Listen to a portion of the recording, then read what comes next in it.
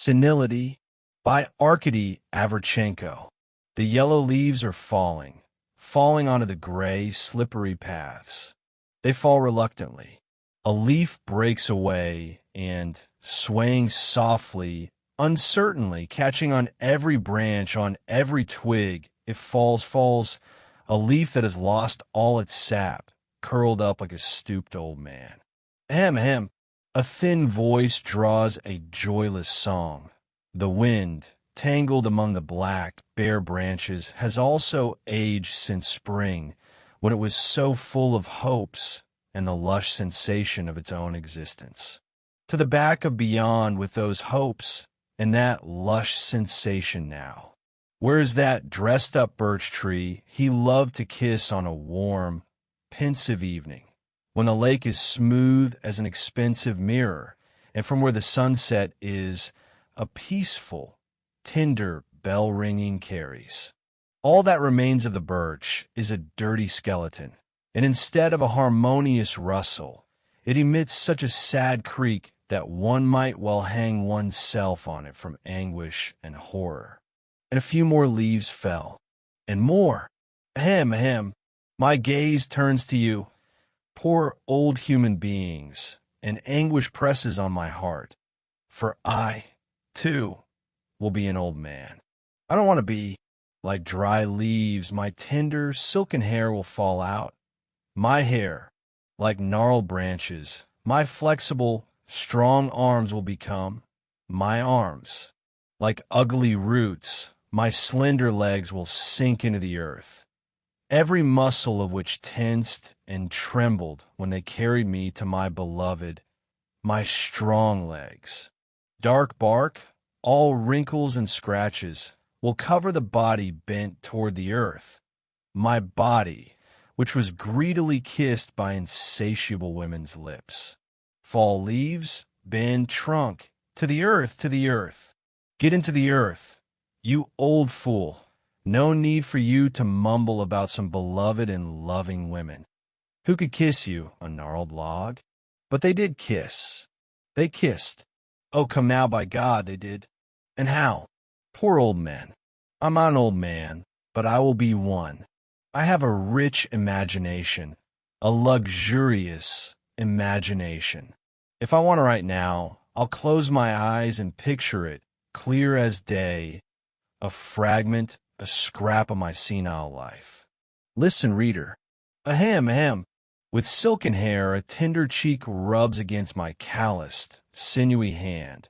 My grandson Kostya, Sasha, or Grisha, whatever his tender parents see fit to name him. Grandpa, says Kostya, you're always sleeping and sleeping. Tell me something. Oh, you.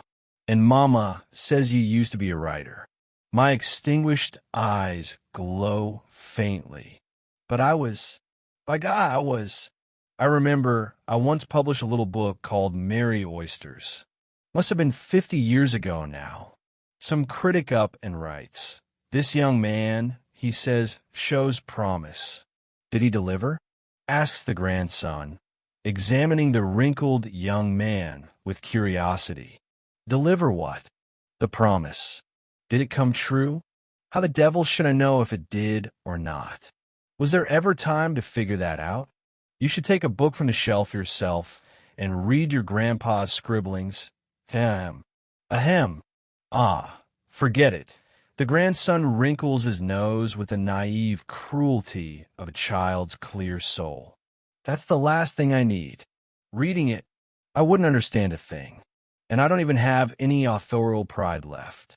That cursed old age has eaten it all away. I'm not even offended. What wouldn't you understand? In my day, people understood everything. Could they really have been smarter? No, it's just unclear, the grandson sighs. Suddenly it says in your book, the friends clinked glasses, drank a shot of vodka each, and, wincing, hurried to have a bite. You don't have a bite after just one. Ivan Ivanovich grunted. I can't make head or tail of it, Grandpa.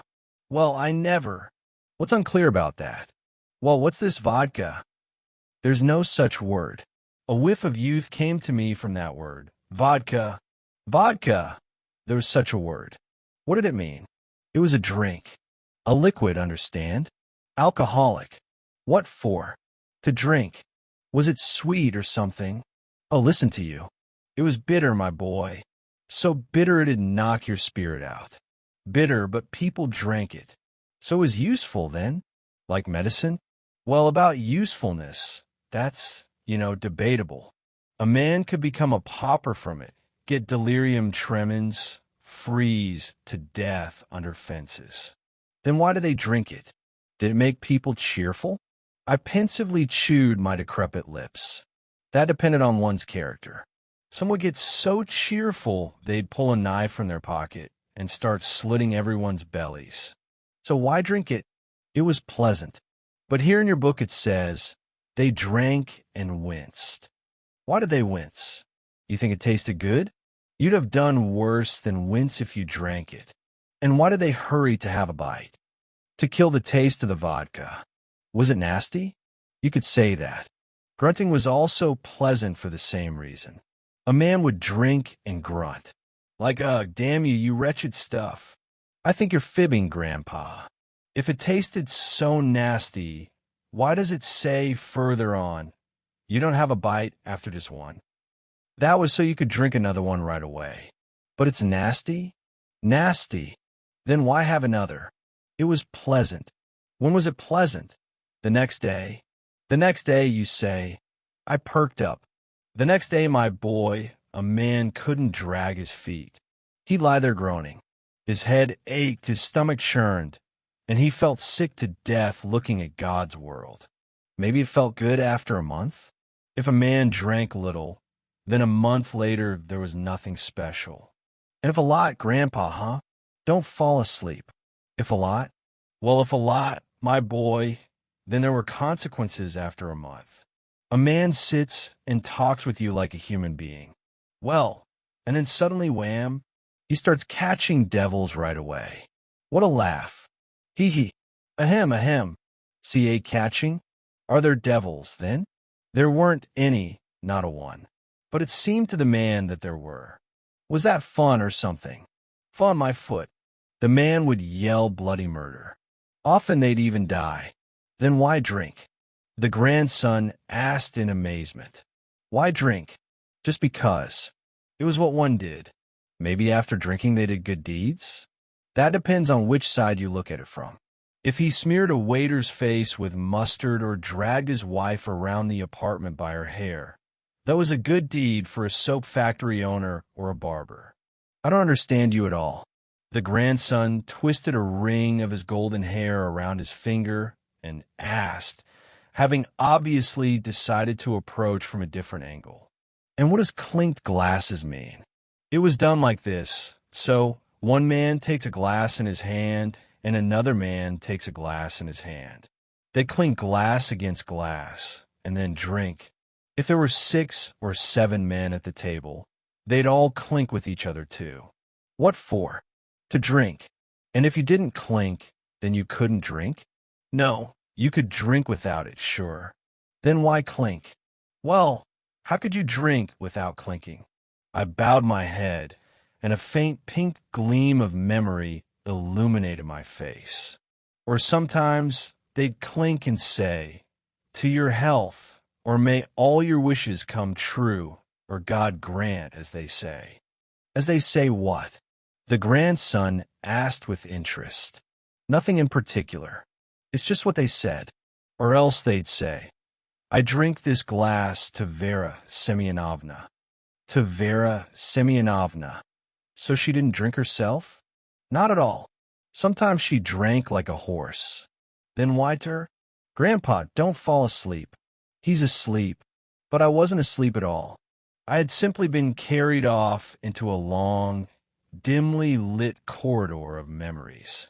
I was so awake that I heard how, sighing and moving away from me to his little sister, Kostya remarked sympathetically, our grandpa Arkady has completely lost his marbles.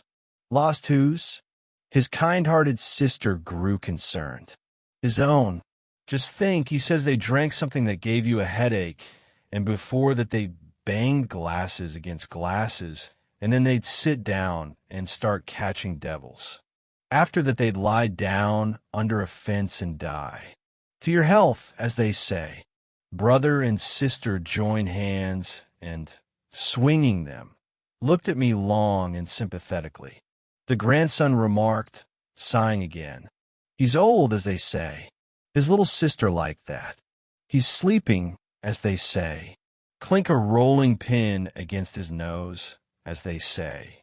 And some Vera Semyonovna drank like a horse. As they say, the little sister shook her head mournfully. Grandpa's gotten completely stupid. No two ways about it, as they say. Never can youth understand old age. Things will be bad for me in 1954, oh, so bad. Ahem, ahem. Translation notes.